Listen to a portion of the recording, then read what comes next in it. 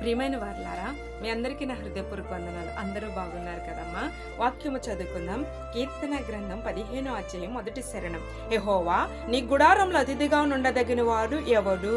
గుడారము అనగా మన హృదయము. దేవుని యొక్క సన్నిధిలో అతిథిగా నుండదగిన వాడు ఎవడు అని ప్రశ్నిస్తున్నాడు. నీవు ఎలాగున్నావు అంటున్నావు. గుడారం అనగా నీ హృదయము. దేవుని యొక్క మందిర ఆవరణం కూడా గుడారమని అంటారు. ఆయన గుడారములో నువ్వు ఎలాగున్నావు? ఆయన మందిరంలో నువ్వు అతిథిగా ఉన్నావా, సొంత కుమారుడిగా ఉన్నావా? ఇక్కడ అతిథిగా నుండదగిన వాడెవడు? అతిథి అనే మాటకు అర్థం చెప్పనా నా తల్లి? అతిథి అనగా మన ఇంటికి వచ్చిన బంధువు మనతో ఫ్రీగా మాట్లాడగలరా? తెలియని వారు మనతో సంతోషంగా ఉండగలుగుతారా? వారికి కావాల్సింది అడిగి తినగలుగుతారా? వారు ఏమి కావాలో మనతో చెప్పగలుగుతారా? వారు ఫ్రీగా ఉండలేరు, ఫ్రీగా పడుకోలేరు, ఫ్రీగా మనతో ఉండలేరు, మాట్లాడలేరు. ఎందుకంటే వారు సొంత గృహము కాదు కాబట్టి. వారు అద్దెకు వచ్చిన వారిలాగా, అంటే వారు ఎలాగున్నారు అంటే అతిథిగా ఉన్నారు కాబట్టి. ఇక్కడ దేవుడు ప్రశ్నిస్తున్నాడు, నీ గుడారం ఎలాగుంది?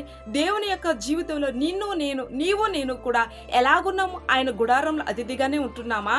మనం గుడారంలో నుండి దుర్మార్గతను తొలగించుకోమంటున్నాడు. అంటే మన హృదయం కూడా గుడారం లాంటిది. అందుకని నీ హృదయం, నా హృదయంలో ఉన్న దుర్మార్గతను తొలగించుకుంటే మనం ఎలాగుంటామో తెలుసా? నీ పరిశుద్ధ పర్వతం నివసింపదగిన వాడు ఎవడు? ఇలాగుంటే ఎవడు నిలవగలడు? ఆయన ప్రశ్నిస్తున్నాడు. ఎవరు ఆయన గుడారంలో నివసించడానికి? దుర్మార్గత ఉన్న మనమా? కాదు కదా. దుర్మార్గతలో ఉన్న మనము ఆయన గుడారంలో నివసించడానికి అర్హులము కాము.